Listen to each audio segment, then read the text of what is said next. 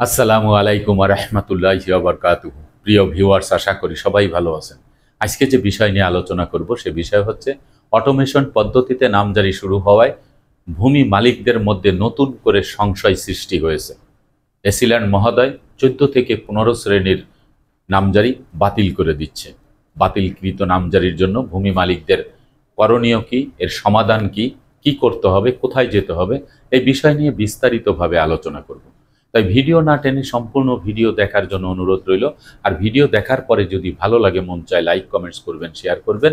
আমাদের চ্যানেলটি যদি ভালো লাগে, আমাদের পরিবারের সদস্য হতে চান, চ্যানেলটি সাবস্ক্রাইব করে পাশে থাকা বেল বাটনটি অন করে দিয়ে আমাদের সাথেই থাকুন।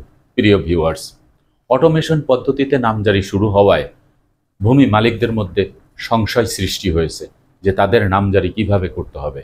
আমি স্পষ্ট করে এই ভিডিওতে আমি বুঝিয়ে দিব। আপনারা যদি ভিডিওটি স্কিপ না করে সম্পূর্ণ ভিডিও দেখেন তাহলে বুঝতে পারবেন আপনার নামজারিটি কিভাবে করতে হবে।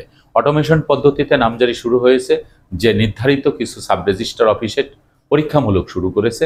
সেই সকল সাব রেজিস্ট্রার অফিসে যে সকল দলিল হচ্ছে নগদের উপরে, অর্থাৎ আজকে যে দলিলটি হবে সেই দলিলটির অটোমেশন পদ্ধতিতে নামজারি হবে, কিন্তু ভূমির মালিককে ভূমি অফিসে যেতে হবে না।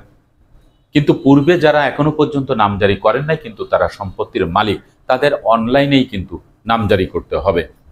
এবং ভূমি মন্ত্রণালয় সূত্রে জানা গেছে যে জুলাই মাসের মধ্য থেকে, অর্থাৎ এই যে চলতি মাস, এই জুলাই মাসের মধ্যে সারা বাংলাদেশের প্রত্যেকটি সাব রেজিস্ট্রার অফিসেই কিন্তু অটোমেশন পদ্ধতি চালু হয়ে যাবে।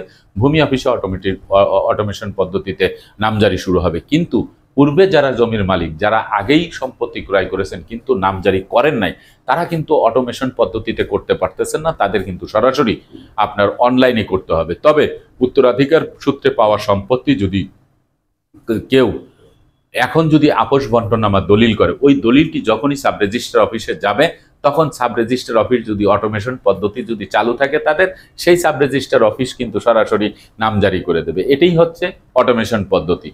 তো এই অটোমেশন পদ্ধতিতে চালু হওয়ার পরে কিছু কিছু ব্যক্তিরা সংশয় পড়ে গেছেন। তারা অনেকেই ফোন করেছেন যে আমাদের নামজারি করা হয় নাই, তাহলে আমাদের নামজারি কি অটো হয়ে যাবে কিনা? অটো কোনোদিনই হবে না, আপনাদের নামজারি অনলাইনেই করতে হবে।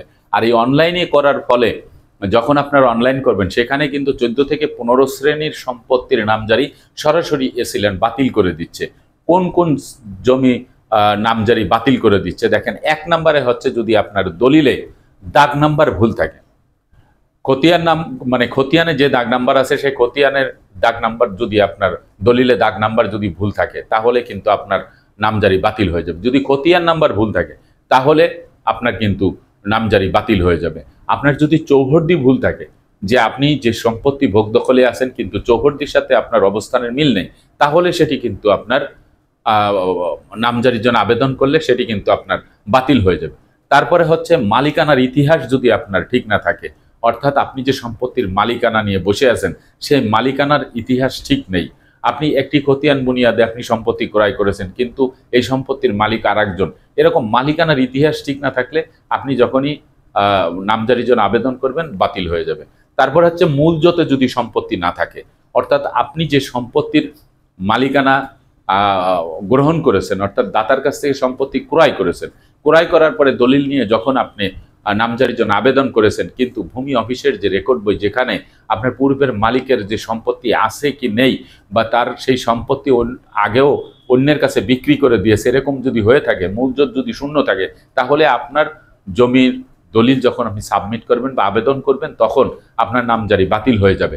এখন আসা যাক, যদি আপনি 10% সম্পত্তি ক্রয় করেন আর যদি মূলজতে 2% সম্পত্তি থাকে, তাহলে আপনাকে 2% সম্পত্তি দেবে, বাট আপনাকে কিন্তু 10% সম্পত্তি দেবে না, 2% নামজারি দিয়ে দেবে, বাকিটা কিন্তু দিবে না। তারপরে হচ্ছে আপনার সর্বশেষ রেকর্ড খতিয়ান যদি আপনার নামে না থাকে, আপনার নামে যদি না থাকে, অন্যের নামে থাকে, তাহলে আপনি কিন্তু নামজারি পাবেন না। আপনার নামে যদি নামজারির জন্য আবেদন করেন কিন্তু এই নামজারি যদি অন্যের নামে আগেই হয়ে থাকে, তাহলেও কিন্তু আপনার নামজারি করার সাথে সাথে সেটি কিন্তু রিজেক্ট হয়ে যাবে। তারপরে যদি সম্পত্তি যদি আপনার দখলে না থাকে, আপনি সম্পত্তি মালিকানা সব কিছু আপনার আছে কিন্তু জমি আপনার দখলে নেই, অন্যের দখলে আছে, তখন কিন্তু এই অন্যের দখলের সম্পত্তি আপনার নামে কিন্তু নামজারি দিবে না। কারণ আপনি নামজারি আবেদন করার সাথে সাথেই যখন সার্ভেয়ার এবং তহসিলদারকে আদেশ দিবে প্রতিবেদন দেওয়ার জন্য, সরেজমিনে সত্যতা যাচাই বাছাই করে যেই সম্পত্তি আপনার আছে কিনা এইগুলি যদি দেখে, তাহলে প্রতিবেদন যদি আসে যে অন্যের দখলে সম্পত্তি, তাহলেও কিন্তু নামজারি বাতিল করে দেবে। তারপরে হচ্ছে আপনার উত্তরাধিকার সূত্রে পাওয়া সম্পত্তি, সেই সম্পত্তি যদি আপনি জমাভাগ না করে যদি আপনি নামজারি করার জন্য দেন, তাহলে আপনার নামজারি হবে। কিন্তু জমাভাগ করে আপনি যদি আপোষ বন্টননামা দলিল না করে যদি একক মালিকানা অর্জন করার জন্য যদি আপনি একা যদি আপনি সেই যৌথ সম্পত্তি থেকে আপোষ বন্টননামা দলিল না করে যদি একা মালিক হওয়ার জন্য আবেদন করেন, তাহলেও সেই নামজারি কিন্তু বাতিল হয়ে যাবে। তারপরে হচ্ছে অর্পিত সম্পত্তি। আপনার ব্যক্তি মালিকানা সম্পত্তির সাথে অর্পিত সম্পত্তি আছে। তো অর্পিত সম্পত্তি আপনি আলাদা না করে আপনি কি করছেন, যৌথভাবেই সেই সম্পত্তি নামজারি করার জন্য আবেদন করেছেন। তা যদি আপনি করেন, তাহলে সেই সম্পত্তি কিন্তু আপনি নামজারি কিন্তু আপনি পাবেন না। তারপরে হচ্ছে আপনার যে পয়স্তি সম্পত্তি, নদী ভাঙনের সম্পত্তি, যেই সম্পত্তি মনে করেন পূর্বে নদীতে ভেঙে যায়, সেই সম্পত্তি পয়স্তি হয়ে গেছে, অর্থাৎ এই সম্পত্তি আপনি নামজারি করার জন্য পূর্বের কাগজ দিয়ে আপনি, কিন্তু এই পয়স্তি সম্পত্তি তো সরকার নিয়ন্ত্রণে নিয়েছে, এই সম্পত্তির জন্য আপনি নামজারি করতে আবেদন করেছেন, কিন্তু এই নামজারির জন্য আবেদন করার সাথে সাথে আপনার সে নামজারিটি কিন্তু সরাসরি বাতিল হয়ে যাবে। তারপরে হচ্ছে আপনার খাসখতিয়ানের সম্পত্তি। 1 নম্বর খাসখতিয়ানের সম্পত্তি আপনি সেটি হচ্ছে সরকারের নিজস্ব, 1 নম্বর খাসখতিয়ানের সম্পত্তি সরকারের নিজস্ব সম্পত্তি, সেই সম্পত্তির জন্য আপনি নামজারির জন্য আবেদন করেছেন, অথবা আপনি কিন্তু লিজ নেন নাই, আপনাকে বন্দোবস্ত দেওয়া হয় নাই, কিন্তু আপনি দখলে আছেন, যে কোনোভাবেই আপনি কাগজপত্র তৈরি করে দিছেন। আবার দেখা গেছে যে আপনার খোয়া তফসিলে সম্পত্তি চলে গেছে, আপনার সম্পত্তি কাগজপত্র আছে, আপনি খাজনা দেন নাই, বা যে কোনো কারণে সরকারের নিয়ন্ত্রণে সম্পত্তি চলে গেছে, এই সম্পত্তির জন্য আপনি কি করছেন, নামজারি আবেদন করেছেন। তাই নামজারি যদি আবেদন করেন, তাহলে সেই সম্পত্তি কিন্তু আপনার নামজারি কিন্তু বাতিল হয়ে যাবে, নামজারি কিন্তু দিবে না। এই যে আমি যে 14 থেকে 15 শ্রেণীর সম্পত্তির যে কথাগুলি বললাম, এই সকল সম্পত্তির জন্য নামজারি করলেই আপনার নামজারি বাতিল হয়ে যাবে। তাহলে ভূমি মালিকদের করণীয় কি?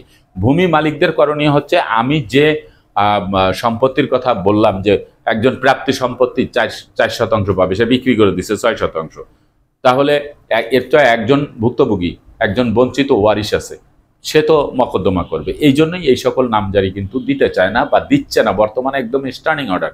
তাহলে ভূমি মালিকদের করণীয় হচ্ছে, আপনার যেই ফল্ট আছে, যেই ভুল আছে, সেই ভুলটি আপনাকে কিন্তু উদ্ঘাটন করতে হবে। তো উদ্ঘাটন করবেন কিভাবে? আপনার নামজারি তো খারিজ করে দিল, আপনার নামজারি তো রিজেক্ট করে দিল, বাতিল করে দিল। তাহলে আপনার কাছে যখন মেসেজ আসলো যে আপনার নামজারি বাতিল হয়ে গেছে, তখন আপনি ডাইনে বামে তাকানোর কোনো দরকার নাই, আপনার দালালের কাছে যে টাকা পয়সা খরচ করার দরকার নাই। আজকে বাংলাদেশের দুর্নীতি এবং দালাল এবং প্রতারক চক্র, এদের জন্যই কিন্তু এই আমাদের দেশের সাধারণ জনগণ এই জমি সংক্রান্ত বিষয় প্রচুর পরিমাণে হয়রানির শিকার। এই জন্য নিজে সশরীরে এসিল্যান্ড অফিসে চলে যাবেন, এসিল্যান্ড অফিসে গিয়ে আপনি ব্যাখ্যা চাইবেন। আমরা জানি যে একটি পরিপত্র জারি হয়েছে ভূমি মন্ত্রণালয় কর্তৃক, সেখানে স্পষ্ট করে বলা হয়েছে যে ভূমি অফিস থেকে, অর্থাৎ এসিল্যান্ড যদি কারো নাম যদি স্থগিত করে, তাহলে ওই আবেদনকারীকে ব্যাখ্যা দিতে হবে। তাহলে সেই ব্যাখ্যাটা আপনি নিয়ে নেবেন। সে ব্যাখ্যাটা কিভাবে নেবেন জানবেন আপনি। তো জানার পরে যখন দেখলেন যে আপনার এই সমস্যাটি আছে, সেই সমস্যাটা যেই সংশ্লিষ্ট বিভাগ থেকে সমাধান করা প্রয়োজন, সেটি সেখান থেকে আপনি সমাধান করবেন। সর্বশেষ যদি কোথাও থেকে না করতে পারেন, তাহলে আপনি বিজ্ঞ আদালতে আপনি মকদ্দমা দিয়ে সেটি আপনি সংশোধন করে নেবেন।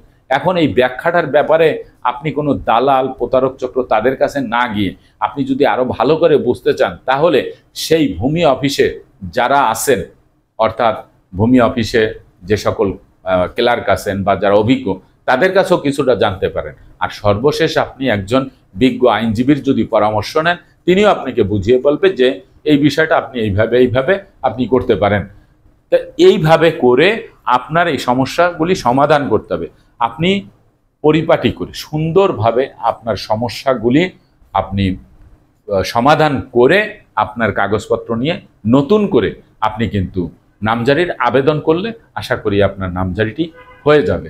এখন আসা যাক যে নামজারির পূর্বের মালিকের নামে নামজারি হয়ে গেছে, পূর্বপুরুষের নামে নামজারি হয়ে গেছে, আর একজন জমি ক্রয় করেছে তার নামে নামজারি হয়ে গেছে, তাহলে কি করতে হবে? আপনি আপনার কাগজপত্র যদি সবকিছু ঠিক থাকে, আপনি যদি মনে করেন আমার কাগজপত্র ঠিক আছে, আমার দাগ খতিয়ান নাম্বার ঠিক আছে, আমার মৌজা ঠিক আছে, আমার চৌহদ্দি ঠিক আছে, আমার জমি অন্যের দখলে নাই, আমার রেকর্ড খতিয়ান আমার নামে, সবকিছু ঠিক আছে, তারপরেও আমার নামজারিটি অন্যের নামে হয়ে গেছে, তাহলে সব ঠিক থাকলে আপনি সরাসরি মিসকেস করবেন।